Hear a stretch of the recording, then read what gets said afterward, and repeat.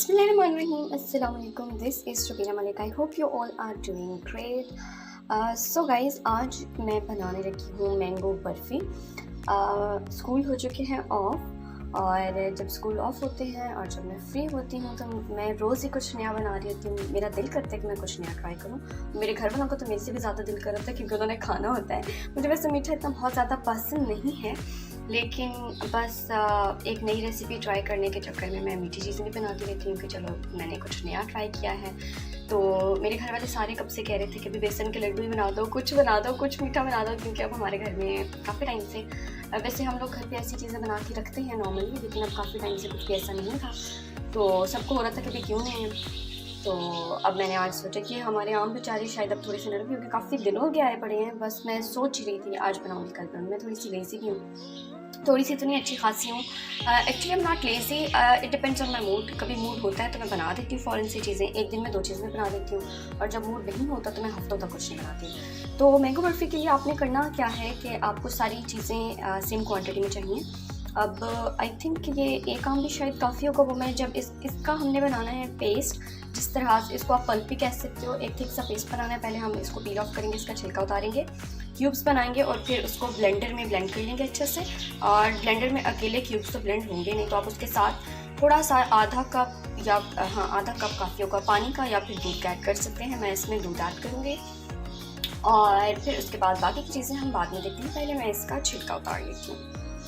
इस तरह से मैंने मैंगो को क्यूब्स में कट किया। अभी फ़िलहाल मैंने एक ही आम लिया है क्योंकि मुझे इसका जो पल्प है, जो पेस्ट है, वो सिर्फ 1 कप ही चाहिए। तो आई थिंक ये पूरा हो जाएगा, और अगर कम पड़ता है तो फिर मैं दूसरे वाला तब उसमें ऐड करूँगी। बस मेरी चीज़ों की मेजरमेंट का जो भी कोई हिसाब होता है ना, वो बहुत ही ख़राब है। मुझे नहीं समझ आता कि ये कितनी क्वान्टिटी होगी इसके अंदर पे। और अब हम इसमें दूध डालेंगे। दूध भी हाफ़ कप से भी शायद कम ही डलेगा, क्योंकि हमें सिर्फ इतना सा दूध चाहिए कि ये अच्छे से ब्लेंडर में मूव हो जाए। और अगर कम पड़ता है और अच्छे से ये ब्लेंडर इसको ब्लेंड नहीं कर रहा होगा तो हम थोड़ा सा और डाल लेंगे। अब जी मैंने 1 कप से थोड़ा सा कम, वैसे आपने 1 कप ही लेना है। अगर आपका पल्प जो है वो भी 1 कप है, बेसन इसमें डलेगा वो भी 1 कप होगा, और घी भी 1 कप होगा। आपने घी ही लेना है, ऑयल नहीं लेना, क्योंकि मैंने एक दफ़ा ऑयल के बेसन के लड्डू बनाए थे। तो वो ऑयल जब आप रेफ्रिजरेटर में रखते हो तो बाद में ऊपर से निकल आता है, वो जो लड्डू है ऑयल छोड़ देते हैं, तो एक अच्छा नहीं लगता, मुझे नहीं लगा था। तो आप लोग भी ऑयल को अवॉइड कीजिएगा और घी यूज़ कीजिएगा। और दूसरी बात ये है कि मुझे बहुत ज़्यादा घी भी किसी भी चीज़ में डालना अच्छा नहीं लगता, तो मैं फिर साथ साथ देख लेती हूँ कि अगर और ज़रूरत पड़े तो मैं डाल लेती हूँ। फ़िलहाल वैसे तो मैंने वीडियोस देखी थी डिफरेंट यूट्यूब चैनल्स पे। मैंने जब भी कोई नई चीज़ ट्राई करनी थी उसमें बहुत सारी वीडियोस देखी थी। इस दफ़ा मैंने बहुत सारी वीडियोस देखी थी, उन्होंने हर चीज़ की मेजरमेंट सेम रखी थी। Like 1 cup sugar, 1 cup pulp, 1 cup बेसन और 1 कप ही उन्होंने घी डाला था। बट मैं वेट करूँगी इसका घी का, अगर मुझे कम लगा तो मैं थोड़ा सा और डाल। अब हमने इसके अंदर डाल देना है बेसन, और साथ में इलायची भी डालेंगे। मुझे तो इलायची के पर्पस आज तक कभी समझ नहीं आया कि ये क्या काम करती है, लेकिन सब लोग कहते हैं और मेरी अम्मा भी कहती हैं कि उसकी खुशबू अच्छी आती है। मुझे तो ना उसकी कभी खुशबू आई है ना ही टेस्ट है। इन चीज़ों के मामले में बहुत बुरी हूँ, मुझे नहीं समझ आती कि इसका क्या पर्पस है। लाइक जो सौंफ डलते हैं, जो इलायची डलती है, हाँ गर्म मसाले की खुशबू मुझे बहुत अच्छी लगती है और आती भी है, लेकिन इलायची की खुशबू मुझे कभी भी नहीं है। लेकिन क्योंकि सब कहते हैं और सब डालते हैं तो मैं भी इसमें इलायची भी डालूंगी और बेसन भी डालूंगी। तो पहले हम वो चीज़ें ऐड कर लेते हैं। ये जी एक, आप इसको बाउल कह लें, बोल कह लें, कप कह लें, इस तरह का एक भरा हुआ कप में ले रही हूँ बेसन का। क्योंकि मेरा जो मैंगो पल्प था वो भी थोड़ा सा ज़्यादा ही था, तो इसलिए मैं ये सारी चीज़ें सब चीज़ों की मेजरमेंट के लिए मैं यही ले लूँ। सिर्फ घी के लिए मैंने क्या किया है कि उसको मैंने फ़िलहाल थोड़ा सा बचा लिया है। अगर मुझे लगा कि उसकी ज़रूरत है और डलना चाहिए तो मैं बाद में ऐड कर। अब जी हमने इसके अंदर बेसन डाल दिया है, और बेसन को आपने अच्छे से पकाना है। तब तक इतनी देर तक पकाना है कि इसका कलर चेंज हो जाए और इसमें से अच्छी सी फ्रेगनेंस आनी शुरू हो जाए।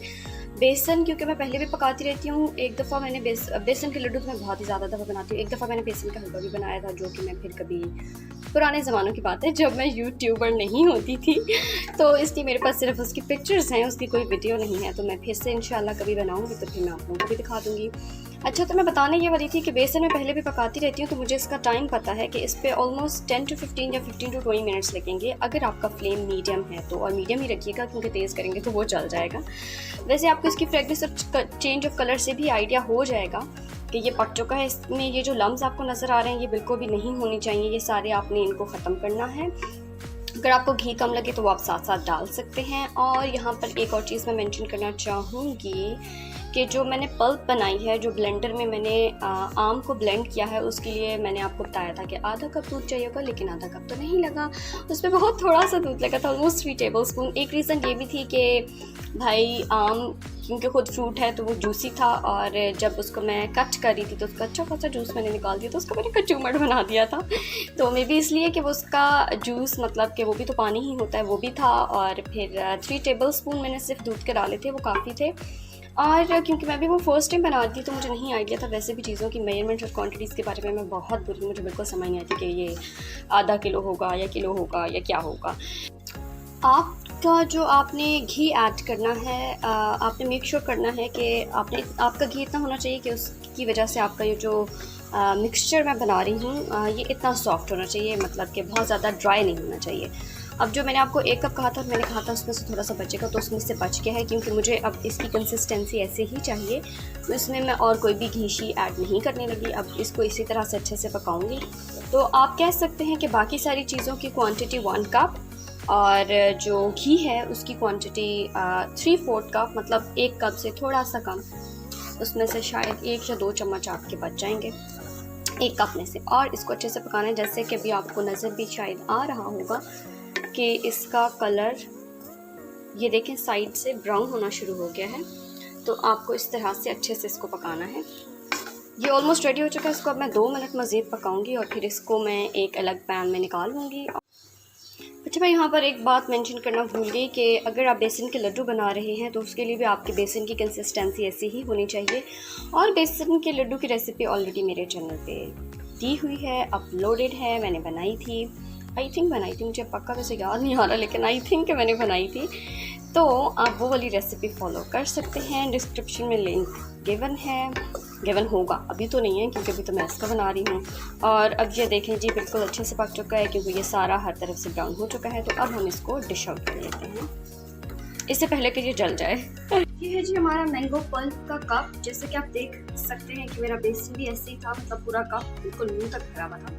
मैं चाहती थी कि थोड़ी ज़्यादा क्वांटिटी में बच जाए, तो इस वजह से लकीली उसी एक ही आम से मेरा पल्प ही, वो आम शायद बड़ा था, इस वजह से पूरा 1 कप ही हुआ है। अगर ना हुआ था तो मैं दूसरा जो आम था उसका भी पल्प निकाल लेती। तो एक ही काफ़ी हुआ, और इतना ही कप मेरे बेसन का था, इतना ही कप मेरे पल्प का हुआ है। और सेम ही कप या बाउल आपने भरा हुआ उसका लेना है। इसका क्या चीज़ रह गई है? Sugar, yes.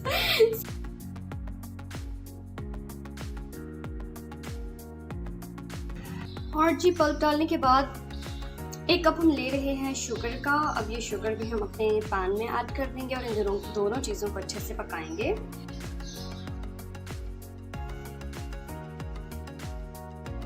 Mix it. अच्छा, इसमें थोड़ा थोड़ा गुड़ भी आ गया क्योंकि मेरी अम्मी को अच्छे, जब हम चाय बनाते हैं तो उसमें हम गुड़ डालते हैं, और अम्मी ने छोटा छोटा पीस करके शायद वो शुगर वाले जो कैन था उसके अंदर डाला हुआ था।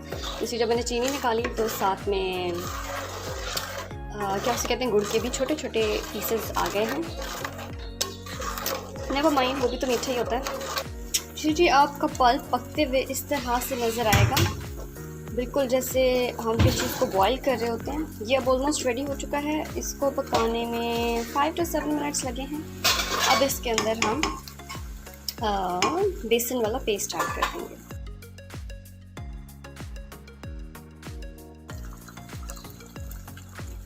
अच्छा, मैं यहाँ पर आप लोगों को एक और मज़े की बात बताती हूँ कि इस वक्त टाइम हो रहा है 8:30।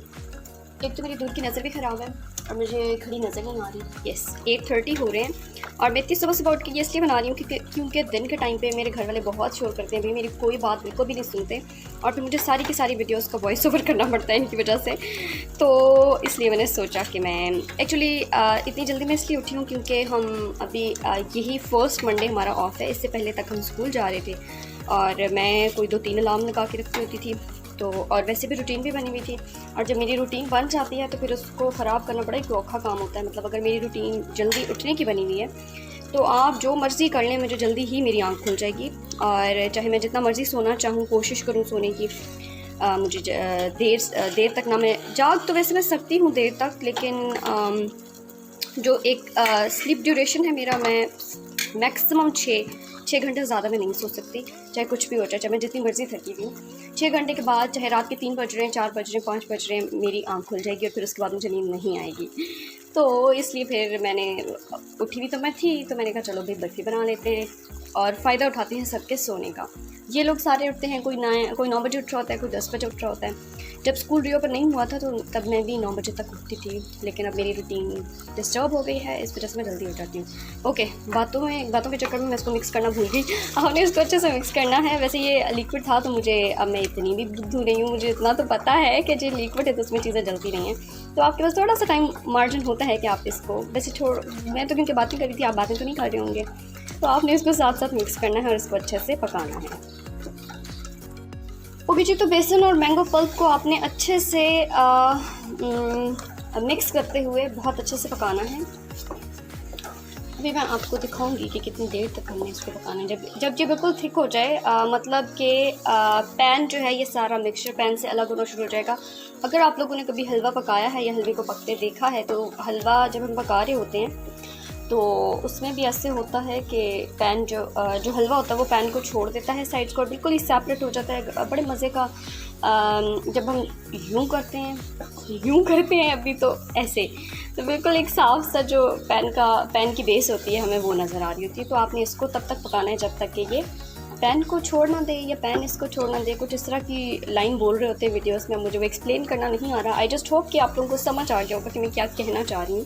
फिर जी, तो आपको कैसे पता चलेगा कि ये पक चुका है? वैसे तो अभी भी मैंने आपको एक बताई थी ट्रिक कि पैन को छोड़ देगा ये सारा मिक्सचर, लेकिन अभी भी एक मैंने और नई ट्रिक सीखी है। आपको कैसे पता चलेगा कि ये पक चुका है? आप ये चमचा पकड़ें, इसको यूँ करें और आप देखें कि आपकी जो पैन की बेस है वो बिल्कुल क्लीन है, मतलब कहीं पर भी ये चिपका हुआ नहीं है, तो उसका मतलब है कि ये रेडी है।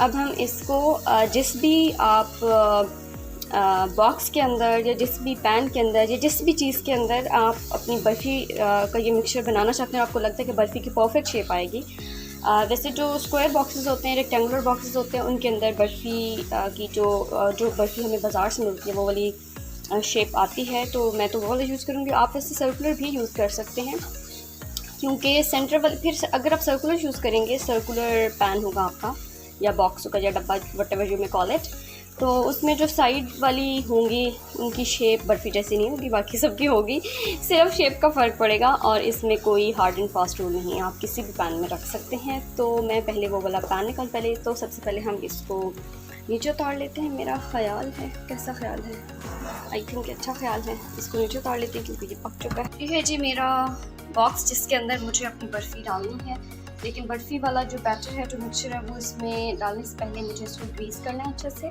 ताकि जब हम बर्फ़ी इसमें से निकालेंगे तो अच्छे से निकल आए। इसको जी पूरे पैन की जो बेस है, मैंने इसको अच्छे से घी से ग्रीस कर लिया है। घी, आप ऑयल भी वैसे यूज़ कर सकते हैं, लेकिन मैं घी से इसलिए भी कर रही हूँ क्योंकि जो भी मैंने इसके अंदर बैटर डालना है वो सारा ऑलरेडी गर्म है, तो ये जो घी है ये खुद ब खुद मेल्ट हो जाएगा। जिस पैन में आपने इसको पकाया है उसमें बहुत ज़्यादा देर के लिए ठंडा नहीं करना, वरना वो वहीं पे जम जाएगा, क्योंकि ये बहुत एक थिक सा पेस्ट होता है।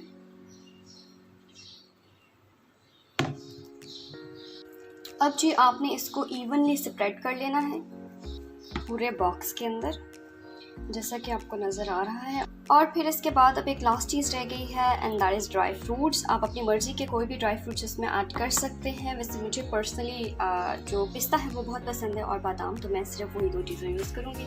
आप इसके अलावा चाहें तो मेवे भी यूज़ कर सकते हैं, मूँगफली भी यूज़ कर सकते हैं, whatever you may like it. चलें जी, तो अब इस पर डालते हैं पिस्ताचियो, मतलब कि पिस्ता। बिस्मिल्लाहिर्रहमानिर्रहीम।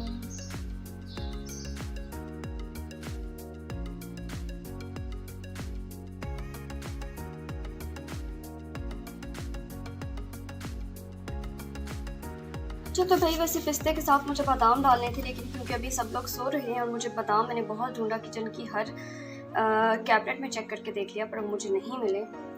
बादाम तो नहीं मिला, लेकिन क्रश्ड पाउडर्ड नारियल मुझे मिल गया। तो मैंने सोचा कि भाई इसी से काम चला लेते हैं। वैसे ये मुझे बहुत पसंद है क्योंकि ये जब भी हम किसी चीज़ के ऊपर डालते हैं ना, मतलब किसी भी डेजर्ट के ऊपर, तो इसकी लुक बहुत प्यारी आती है। तो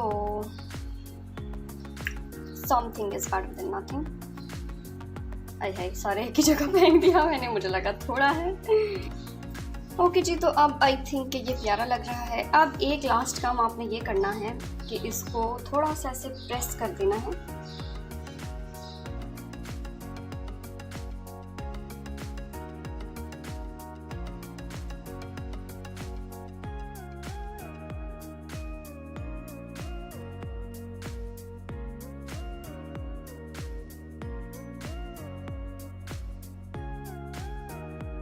Okay guys, so mango besan barfi is ready now and it looks super good.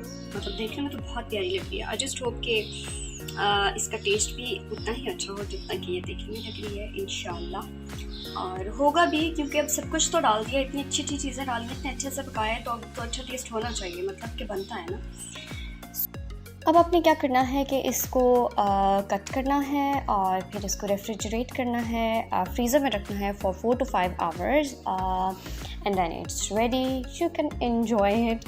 So guys, this was my early morning mango besan burfi vlog. I just hope कि आपने enjoy किया होगा, आपको मेरी बर्फ़ी भी अच्छी लगी होगी। So till the next vlog, Allah Hafiz, and don't forget to subscribe to my channel.